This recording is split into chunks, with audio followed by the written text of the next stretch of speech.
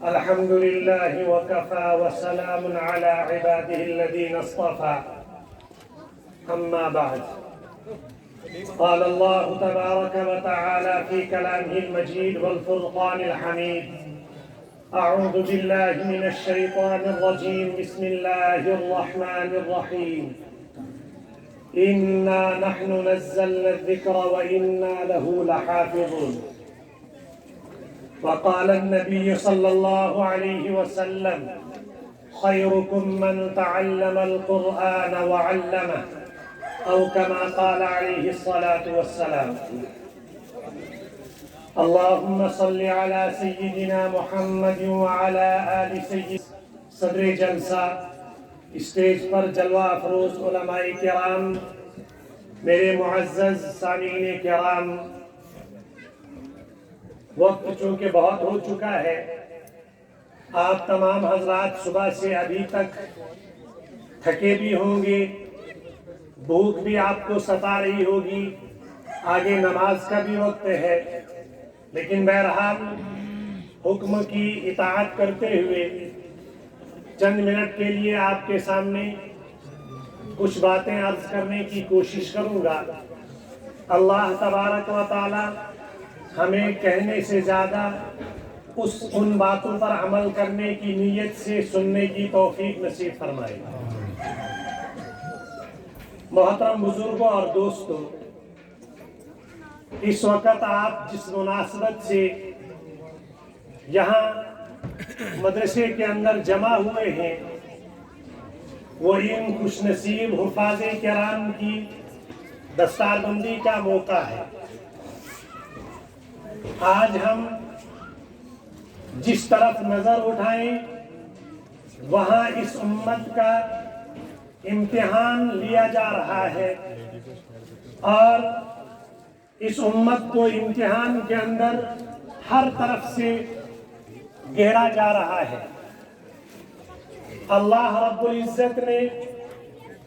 اس امت کو سب سے بہترین امت بنایا، اور اس امت کو سب سے بہترین نبی دیا، اس امت کو سب سے بہترین شریعت دی، اور اس امت کو سب سے بہترین کتاب دی۔ پھر کیا وجہ ہے کہ اس امت کو آزمایا نہ جائے؟ بہرحال اس امت کو اتنی ہی بڑی آزمائشوں سے بھی گزارا جا سکتا ہے، چونکہ جس دین کے اوپر ہم عمل پیرا ہیں وہ دین اسلام ہے، اور نبی اکرم صلی اللہ علیہ وسلم سے پہلے جتنے بھی مذاہب ہیں، جتنے بھی ادیان ہیں، وہ تمام مذاہب نبی اکرم صلی اللہ علیہ وسلم کے آنے کے بعد ان پر عمل کرنے کے اعتبار سے منسوخ کیے جاتے ہیں۔ جتنی بھی آسمانی کتابیں ہیں ان کو ماننا تو ہم سب پر ضروری ہے۔ ایک بات عرض کروں اپنے نوجوانوں سے جو اس دور کے اندر اپنے نبی محمد صلی اللہ علیہ وسلم کی سیرت اور صورت کو چھوڑ کر یہود و نصارہ کی سیرت اور صورت اپنانے کے پیچھے ہر اعتبار سے لگے ہوئے ہوتے ہیں۔ یہاں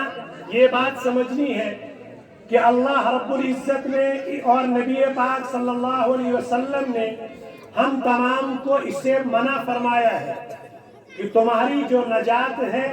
وہ نبی اکرم صلی اللہ علیہ وسلم کی شریعت کے مطابق زندگی گزارنے اور آپ کے طریقے کے مطابق اپنی شکل و صورت بنانے کے اوپر ہے۔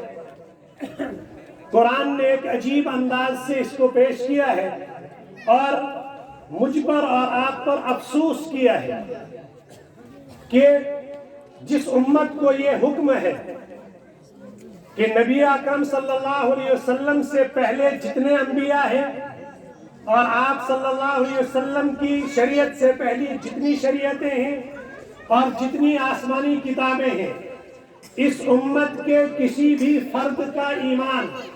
تب تک مکمل نہیں ہو سکتا ہے جب تک نہ یہ امت کا ہر فرد سابقہ تمام شریعتوں کو مانیں، سابقہ تمام انبیاء پر ایمان لائیں، سابقہ تمام کتابوں پر ایمان لائیں، اور اس کے بعد آخری نبی صلی اللہ علیہ وسلم کی شریعت کے مطابق اپنی زندگی کو جب تک نہ ڈھالیں تب تک وہ کامل مسلمان نہیں ہو سکتا ہے۔ حکم ہے اس امت کے ہر فرد کو، اگرچہ وہ سابقہ تمام شریعتیں اور تمام کتابیں جو منزل من اللہ ہیں وہ منسوخ ہو چکی ہیں، لیکن اس امت کو حکم ہے کہ ان پر ایمان لانا ضروری ہے۔ اگر کسی بھی کتاب پر ایمان نہیں لایا تو ہمارا ایمان ناقص اور نامکمل ہوگا۔ ایک طرف سے یہ حکم، اور دوسری طرف سے خاص طور پر میرے نوجوان دوست اس بات کو سنیں، دوسری طرف سے ہم اس دور کے اندر جس قوم پرستی کے مطابق اور نبی اکرم صلی اللہ علیہ وسلم کے طریقے کے خلاف دوسروں کے مطابق اپنی زندگی کو ڈھالنے کی کوشش کر رہے ہیں، ان قوموں کا یہ حال ہے جب تک نہ وہ قوم ہمارے اس قرآن کو، ہماری اس شریعت کو اور نبی اکرم صلی اللہ علیہ وسلم کو جب تک نہ برا بھلا کہیں تب تک وہ اپنے اعتبار سے اپنے مذہب پر مکمل ثابت نہیں ہو سکتے ہیں۔ ہونا تو یہ چاہیے تھا، ہم نے یہودیوں کی کتاب کو بھی مانا، ہم نے نصارہ کی کتاب پر بھی ایمان لایا، تورات ہو، زبور ہو، انجیل ہو یا دیگر صحائف ہو، تمام پر ہم نے ایمان لایا۔ ان کی محبت ہم سے ہونی چاہیے تھی، وہ ہمارے شاعر کو اپنانے چاہیے تھے، وہ ہمارے حلیے کو، جو حلیہ نبی پاک صلی اللہ علیہ وسلم نے مجھے ان مدارس کے ذریعے سے دیا، ان حفاظ کے ذریعے سے دیا، ہونا تو یہ چاہیے تھا کہ وہ ہماری ہر چیز کو اپناتے۔ کیوں؟ اس لیے کہ ہم نے ان کی کتابوں کو تسلیم کیا، ہم نے ان کے نبیوں کو بھی تسلیم کیا، اور ہم نے ان کی شریعتوں کو بھی تسلیم کیا کہ وہ اپنے اپنے دور کے اندر صحیح شریعتیں تھی، منزل من اللہ شرائع تھی، لیکن وہ ہماری شریعتوں کا جب تک مذاق نہیں اڑاتے ہیں، ہمارے قرآن کو جب تک نہیں جلاتے ہیں، ہمارے قرآن کی خلاف ورزی جب تک نہیں کرتے ہیں، ہمارے آقا محمد صلی اللہ علیہ وسلم کے خلاف جب تک زبان درازی نہیں کرتے ہیں، ان کے دلی سکون تب تک نہیں حاصل ہوتا ہے۔ اور دوسری طرف ہم کو قرآن نے منع کیا ہے کہ تمہیں ان کے ساتھ وہ معاملات نہیں کرنے ہیں جو معاملات آج کا نوجوان، آج کا مسلمان کر رہا ہے۔ اس لیے میرے محترم بزرگوں اور دوستوں، آپ غور کریں کہ آپ اس قرآن کو نہ ماننے والے کو صرف اتنا کہیں کہ کبھی ہمیں خوش کرنے کے لیے ہماری ٹوپی پہن لے، کبھی ہمیں خوش کرنے کے لیے ہماری پگڑی پہن لے، کبھی ہمارے مسجد کے اندر آ جائیں، کبھی ہماری چیز کے اندر آ کر کے اس کو تسلیم کریں، لیکن وہ اس کے لیے تیار نہیں ہوتے ہیں۔ کیوں؟ اس لیے کہ ان کے دلوں کے اندر اس قرآن کا بغض بھرا ہوا ہوتا ہے۔ اور آج کا مسلمان دوست، آج کا مسلمان نوجوان، وہ اپنی شریعت کو بھلا کر کے وہ دوسروں کے مطابق اپنے چہرے کو بنانے کو اپنی خوشی سمجھتا ہے، دوسرے کے مطابق اپنے حلیے کو بنانے کے لیے اپنے آپ کو بہت اچھا سمجھنے کی کوشش کرتا ہے۔ میرے محترم بزرگوں اور دوستوں، ہمیں غور کرنا ہے کہ نبی اکرم صلی اللہ علیہ وسلم نے جو شریعت ہمیں دی ہے، جو کتاب ہمیں دی ہے، کہ جب نبی پاک علیہ السلام کا آخری وقت آیا، جبریل امین جب حضرت اسرائیل علیہ السلام آپ کے پاس روح قبض کرنے کے لیے آتے ہیں، اس سے پہلے جبریل امین کو بھیجا جاتا ہے۔ یہ وہ ہستی ہے کہ جس ہستی کے پاس اسرائیل کو اجازت دے کر لے کر کے اندر آنے کا حکم تھا، ورنہ اسرائیل علیہ السلام جب کسی کی روح قبض کرنے کے لیے آتے ہیں کسی سے اجازت طلب نہیں کرتے ہیں۔ جب آپ سے اجازت لی کہ آپ کو اللہ سے ملاقات کرنے کا وقت آ چکا ہے، اللہ آپ سے ملاقات کرنا چاہتے ہیں، تو اس وقت نبی پاک صلی اللہ علیہ وسلم نے اس امت کے خاطر فرمایا کہ جاؤ اللہ رب العزت سے کہو ملاقات کا خواہاں تو ہوں، لیکن میرے بعد بعد میری امت کا کیا حال ہوگا۔ اور پھر نبی پاک صلی اللہ علیہ وسلم کو بتایا گیا کہ آپ کے بعد آپ کی امت کو بے یار و مددگار نہیں چھوڑا جا سکتا ہے۔ پھر نبی پاک صلی اللہ علیہ وسلم نے فرمایا ترکت فیکم شیئین، کہ دو چیزیں تمہارے اندر چھوڑ کر کے جا رہا ہوں، ان تمسکتم من بعدی لن تضلوا ابدا، اگر تم میرے جانے کے بعد ان دو چیزوں کو کاربند عمل کرتے رہو گے، اس کو مضبوطی سے پکڑے رہو گے، کبھی بھی تم گمراہ نہیں ہو سکتے ہو۔ وہ دو چیزیں کیا ہیں؟ وہ ایک یہ قرآن کریم ہے اور ایک نبی پاک صلی اللہ علیہ وسلم کی سنت ہے،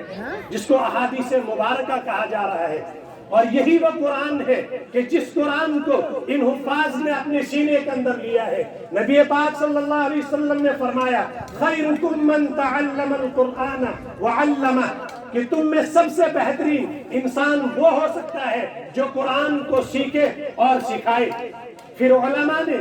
اس کے الگ الگ طریقے بتائے ہیں کہ اس قرآن کو سیکھنے کے بعد سب سے پہلے اللہ رب العزت نے فرمایا اِنَّا نَحْنُ نَزَّلْنَا الذِّكْرَ وَإِنَّا لَهُ لَحَافِظُونَ۔ آپ نے دیکھا، آپ نے پڑھا، سنتے ہیں کہ آسمان سے جتنی بھی کتابیں آئی، چاہے وہ تورات کی شکل میں ہو، چاہے وہ انجیل کی شکل میں ہو، چاہے وہ زبور کی شکل میں ہو، ان کے ماننے والوں نے بھی بعد میں چل کر کے اس کے اندر تحریفات کی، اس لیے کہ اللہ نے ان کی حفاظت کا ذمہ اس اعتبار سے نہیں لیا تھا جس اعتبار سے قرآن کی حفاظت کا ذمہ لیا ہے۔ اور پھر دنیا نے دیکھا اس قرآن کو مٹانے والوں نے لاکھوں کوششیں کی کہ اس قرآن کو ختم کیا جائے، اس قرآن کے ماننے والوں کو ختم کیا جائے، لیکن اللہ نے اعلان کر دیا تھا میں اس قرآن کے الفاظ کو محفوظ کرنے کے لیے چھوٹے بچوں کو ان کے دلوں میں اس قرآن کو اتار دوں گا، اور قرآن کی حفاظت، ان کے الفاظ کی حفاظت کے لیے ان حفاظ کرام کو دنیا کے اندر پیدا کروں گا، اور قرآن کے مفہوم اور مطلب کو محفوظ کرنے کے لیے مفسرین کرام کا ایک اجتماع ہوگا، ایک ان کی جمعیت ہوگی جو ان کے تفسیروں کی حفاظت کریں گے، محدثین کا ایک طبقہ ہوگا جو ان کے مفہوم کو یاد رکھیں گے، جو ان کی تفسیروں کو یاد کرنے کے لیے الگ الگ اعتبار سے اپنے اعتبار سے اس کی محنت کے اندر لگے رہیں گے۔ پھر میرے محترم بزرگوں اور دوستوں، یہی وجہ تھی کہ جب انگریز نے ان کا ایک تھامسن، ان کا ایک بہت بڑا ایک انسان تھا، بڑا سائنسدان تھا، اس نے غور کیا کہ اگر ہم اس ہندوستان پر حکومت کرنا چاہیں، اگر ہمیں حکومت کرنی ہے تو دو چیزیں ہمیں ختم کرنی ہوگی، ان دو چیزوں میں سے ایک تو یہ ہے کہ اس قرآن کو دنیا سے ختم کرنا ہوگا، اور ایک وہ چیز تھی کہ اس قرآن کے پڑھنے والے علماء کو ختم کرنا ہوگا۔ پھر دنیا نے دیکھا کہ قرآن کریم کے نسخوں کو اتنا جلایا گیا، اتنا پانی کے اندر بہایا گیا کہ پانی کا رنگ تبدیل ہوا، اور پھر علماء کرام کو اتنا شہید کیا گیا کہ وہ کوئی راستہ نظر نہیں آتا تھا جہاں خون نہ گرا ہو، وہ کوئی درخت نہیں ہوتا تھا جہاں اس پر کسی عالم کی گردن لٹکی ہوئی نہ ہو۔ لیکن اس وقت کے ان علماء کرام نے کہا تم قرآن کے نسخوں کو جلا تو سکتے ہو، لیکن اس حافظ قرآن کے دل سے اس قرآن کو تم نہیں نکال سکتے ہو۔ اللہ نے حفاظت کا ذمہ لے لیا ہے۔ میرے محترم بزرگوں اور دوستوں،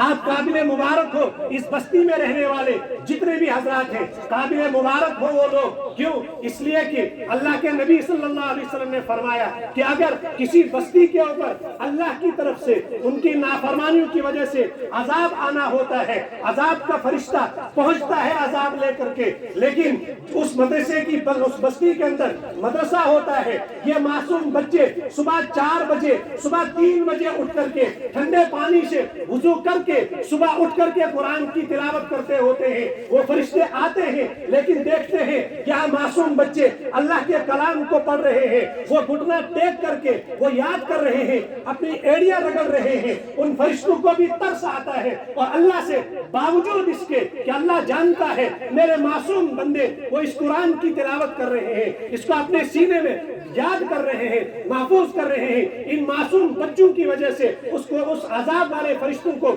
حکم ہوتا ہے کہ چھوڑ دو، اس بستی کو معاف کر دو، ممکن ہے کہ اس مدرسے کی وجہ سے، ان قرآن کو یاد کرنے والے معصوم بچوں کی وجہ سے یہ بستی سدھر نہ جائے۔ میرے محترم بزرگوں اور دوستوں، آج اگر اس بستی کے فرد کو کہا جاتا ہے اس مدرسے کو اپنی اولاد کے ذریعے سے آباد کرو، لیکن یہ سوچ کر اس مدرسے کو وہ کمزور بچہ دیا جاتا ہے جو سکول کے قابل نہیں ہوتا ہے، جو کالج کے قابل نہیں ہوتا ہے، افسوس اس باپ پر ہے، اس ماں باپ پر ہے کہ جو یہ کہتے ہیں کہ یہ بچہ حافظ قرآن بن کر کے آگے کرے گا کیا؟ یہ ڈاکٹر بنے گا تو روزی کمائے گا، یہ انجینئر بنے گا تو کمائے گا اور اپنے بچوں کو کھلائے گا۔ ذرا دل پر ہاتھ رکھ کر کے بتاؤ، آپ کے سامنے کتنے انجینئر ہوں گے، کتنے ڈاکٹر ہوں گے، لاکھوں کی تنخواہ ہوگی، لیکن ڈرنا ان کا آپ دیکھو گے۔ کسی حافظ قرآن کو، کسی مسجد کے امام کو، کسی مدرسے کے مدرس کو کہیں آپ نے دیکھا کہ وہ سڑک پر دھرنا لگائے ہو ہماری تنخواہیں کم ہے؟ کبھی ان کو دیکھا وہ پرانے پھٹے کپڑے میں بیٹھے ہو؟ کبھی بھی نہیں۔ اس لیے اللہ نے جب اس قرآن کی حفاظت کا ذمہ لیا ہے، اس قرآن کو اپنے سینے میں اتارنے والے کی حفاظت بھی اللہ کے ذمے ہے اور اللہ نے اپنے ذمے لے لی ہے۔ میرے محترم بزرگوں اور دوستوں، یہی وہ حافظ قرآن ہے، جو حافظ قرآن جو آج ہماری نظروں میں ایک معمولی سا بچہ ہوتا ہے، ایک معمولی انسان ہوتا ہے۔ اگر ہم اس بات پر غور کریں کہ جب بچہ پیدا ہوتا ہے، ضرورت ڈاکٹر کی نہیں پڑتی ہے، ضرورت کسی انجینئر کی نہیں پڑتی ہے، بلکہ ضرورت پڑتی ہے اس حافظ قرآن کی کہ آ کر وہ سب سے پہلے اس بچے کے کان میں آذان دے اور دوسرے کان میں تکبیر کے الفاظ کہے۔ کیوں اس وقت کسی ڈاکٹر کو کیوں نہیں بلاتے ہو؟ اس وقت اس انجینئر بیٹے کو کیوں نہیں بلاتے ہو؟ اگر بلانا پڑتا ہے اس باپ کو، چاہے اپنا ہی بچہ ہو، وہ معصوم بچہ جس کی ناک سے رطوبت ریگتی ہوتی ہے، وہ ناک سے اس کی ناک سے کیا ہے وہ گرتی ہوتی ہے، وہی بچہ لایا جاتا ہے کہ اس بچے کے کان میں آذان دی جائے۔ ضرورت اس بچے کی اس وقت بھی پڑتی ہے، اس حافظ قرآن کی اس وقت بھی پڑتی ہے۔ پھر جب یہ بچہ بالغ ہوتا ہے، اس کے نکاح کی ضرورت پڑتی ہے، کسی ڈاکٹر کو نہیں بلایا جاتا ہے، کسی انجینئر کو نہیں بلایا جاتا ہے۔ وہاں بھی اس انسان کے ایمان کو جو مکمل، جو اس کو نبی پاک صلی اللہ علیہ وسلم نے فرمایا کہ نکاح کے بعد اس کا ایمان آدھا جو ہوتا ہے وہ بھی مکمل ہوتا ہے، وہاں بھی اس کی تکمیل کے لیے اسی حافظ قرآن کو، اسی عالم دین کو بلایا جاتا ہے۔ دوسرا کوئی کسی کی جرأت نہیں ہوتی ہے، کتنا بڑا آفیسر کیوں نہ ہو، لیکن اس جگہ وہی حافظ قرآن لایا جاتا ہے۔ اور پھر یہی بات ختم نہیں ہوتی ہے، جب اس انسان کا آخری وقت ہوتا ہے، جب اس کی روح پرواز ہو جاتی ہے، اب جنازہ پڑھنے کی باری آتی ہے۔ جنازہ کون پڑھے گا؟ اس وقت بھی اسی حافظ قرآن کو لایا جاتا ہے۔ ذرا سوچو تو صحیح کہ میرے گھر کے اندر، حالانکہ ہونا تو یہ چاہیے تھا، اس گھر کا فرد، اس مرنے والا کا بیٹا اس کو غسل دیتا، اس کو جنازہ پڑھتا، اس کو اپنے ہاتھوں سے قبروں میں اتارتا، لیکن ضرورت اس وقت پڑتی ہے کسی باہر سے لانے والے کے لیے کہ اس کو کہو کہ میرے مرنے والے کا کیا اس کو غسل دے، کیونکہ مجھے غسل کا طریقہ معلوم نہیں، اور ضرورت پڑتی ہے باہر سے کسی عالم کو لاؤ، وہ جنازہ پڑھے، اس لیے کہ اس کو جنازہ پڑھنے کی صلاحیت نہیں ہے، اس کے پاس وہ الفاظ نہیں ہے، اس کے پاس وہ تعلیم نہیں ہے جس تعلیم کے ذریعے سے وہ اپنے باپ کی آخری رسم کو پورا کرتا۔ اور پھر وہ بیٹا جس کو دین کا شعور نہیں، وہ ڈرتا ہے اپنے باپ کو، اپنے مرنے والے دادا کو کہ اپنے ہاتھوں سے قبر میں اتارے، وہاں بھی کسی مولوی صاحب کو بلایا جاتا ہے۔ میرے محترم بزرگوں اور دوستوں، یہ معمولی نہیں ہے، بلکہ یہ حافظ قرآن، اس کی فضیلت بہت، جیسے آپ نے سنا ابھی تک، اور کل قیامت کے دن جب میدان محشر لگے گا، تمام انسانوں کو جمع کیا جائے گا، وہاں اعلان ہوگا، داؤد علیہ السلام کو کہا جائے گا آپ اپنے لہن داؤدی سے اپنا اللہ کا کلام پڑھیے، وہ کلام پڑھتے جائیں گے، پھر ان امت کو پوچھا جائے گا اب بھی کسی چیز کی ضرورت ہوگی، کہیں گے کیا اس سے بڑھ کر کیا ہے؟ کوئی کہے گا اب نبی پاک صلی اللہ علیہ وسلم کی دیدار ہونا چاہیے، آپ کا دیدار بھی کرایا جائے گا، اس کے بعد آواز آئے گی بتاؤ اب بھی تمہیں کسی چیز کی ضرورت ہوگی یا نہیں؟ خاموش ہو جائیں گے۔ یہی وہ عالم دین ہوگا، یہی وہ حافظ قرآن ہوگا جو اس وقت بڑے مجمع میں ان سے کہے گا اللہ آپ کہو کہ اللہ باقی کسی چیز کی ضرورت نہیں ہے، آپ اپنا دیدار کرائیے، ہمیں اسی چیز کی ضرورت ہے۔ یہ عالم اس وقت وہاں بھی کام آئے گا جس عالم اور جس حافظ قرآن کو آج ہم بہت معمولی سمجھتے ہیں۔ میرے محترم بزرگوں اور دوستوں، یہ معمولی بچہ نہیں ہے، یہ حافظ قرآن، اس کو ہم یوں ہی ضائع نہ کریں، بلکہ یہ ہمارا سرمایہ ہے۔ کیوں؟ اس لیے کہ ہمیں اپنے ماضی کو یاد دلاتا ہے، یہی وہ عالم ہے۔ آج ہماری تاریخ کو مسخ کیا جا رہا ہے۔ اگر ان مدرسے میں پڑھنے والوں کی حفاظت نہیں کی، آپ نے ان کی آبیاری اپنے مشوروں سے نہیں کی، اپنے پیسوں سے نہیں کی، اپنی امداد کے ذریعے سے نہیں کی، خدا کی قسم ہم اپنی تاریخ کو بھلا دیں گے۔ اور اپنی تاریخ سے دور جب انسان ہو جاتا ہے، وہ جو اس کو سامنے آئے گا، جو کہے گا وہ کرنے کے لیے تیار ہوگا۔ یہ عالم قرآن ہمیں اپنی ماضی کی تاریخ، اپنے اسلاف کے کارناموں کو یاد دلاتے ہیں۔ لہذا ضرورت اس بات کی ہے، وقت بہت ہو چکا ہے کہ ہم ان علماء کرام کی حفاظت کریں، ان مدارس کی حفاظت کریں۔ میرے محترم بزرگوں اور دوستوں، اللہ رب العزت نے ایک حدیث سنا کر کے اپنی بات ختم کرتا ہوں۔ نبی پاک صلی اللہ علیہ وسلم فرمایا کہ تم کو کس لیے دنیا کے اندر بھیجا ہے؟ اپنے رب کو پہچاننے کے لیے۔ ابن ماجہ کی روایت ہے، نبی پاک صلی اللہ علیہ وسلم نے فرمایا، تمام صحابہ کو جمع کر کے فرمایا کہ سنو کہ میں تم سے پہلے دنیا سے رخصت ہونے والا ہوں۔ آپ صلی اللہ علیہ وسلم نے سب کو فرمایا کہ فرقت فیکم، کہ میں تم سے پہلے دنیا سے رخصت ہونے والا ہوں اور میں تمہارا انتظار حوض کوثر پر کروں گا۔ میں تم سے پہلے دنیا سے، جہاں حج کیا آپ صلی اللہ علیہ وسلم نے، وہاں بہت ساری نصیحتیں کی۔ وہاں ایک نصیحت یہ بھی تھی کہ میں تم سے پہلے دنیا چھوڑ کر کے چلا جاؤں گا، اور جب چلا جاؤں گا حوض کوثر پر تمہارا انتظار کروں گا، اور پھر میں فخر کروں گا اپنی امت پر کہ میری امت کے افراد بہت زیادہ ہوں گے، میری امت کی صفحیں بہت زیادہ ہوں گی، میں فخر کروں گا۔ لیکن خبردار سن لو، تم اس وقت میرے سامنے اس حالت میں مت آنا کہ میں تمہارے اعمال کی وجہ سے مجھے اس پر شرمندگی اٹھانی پڑے، میرا سر نیچے ہو جائے کہ تم میری امت کے وہ غلط کارنامے لے کر کے اگر تم آؤ گے مجھے سر جھکانا پڑے گا۔ لہذا سن لو، میں تم سے پہلے تو جاؤں گا، تم اس حال میں میرے پاس نہیں آنا کہ کہیں تمہاری وجہ سے میری گردن نیچی نہ ہو جائے۔ اور ذرا غور کر لو، ذرا ہم سینے پر ہاتھ رکھ کر کے دیکھیں کہ ہم نبی پاک صلی اللہ علیہ وسلم کے بتائے ہوئے طریقے کے مطابق کتنی زندگی گزارتے ہیں، اور پھر کیا چہرہ لے کر کے آپ صلی اللہ علیہ وسلم کے پاس حوض کوثر پر جائیں گے۔ اللہ رب العزت ان بچوں کے حفظ کرنے کو قبول فرمائے، ان کے اساتذہ کو قبول فرمائے، منتظمین کو قبول فرمائے، اور ہر ایک کے دینے کو جس نے جس اعتبار سے اس مدرسے کی خدمت کی ہے، اللہ تمام کی خدمت کو قبول فرمائے۔ اور اس مدرسے کے جو بانی ہے حضرت الحاج گل محمد صاحب، اللہ اسی طریقے سے ان کی قبر کو نور سے منور کرے۔ اس وقت تو ہمارے پاس موجود نہیں ہے، لیکن یہ ثمرہ، یہ ثواب ان کے نامہ اعمال میں قیامت تک جاری رہے گا۔ اللہ ان تمام مرحومین کے، چاہے وہ جس مدرسے کے بانیین ہو، جو دنیا سے رخصت ہو چکے ہو، ہمارے الحاج غریب پوری صاحب، کیونکہ ان تمام کا مشن یہ تھا، ان کی روح کو بھی اس طریقے سے سکون اور تعزیت عطا فرمائے۔ وما علینا الا البلاغ۔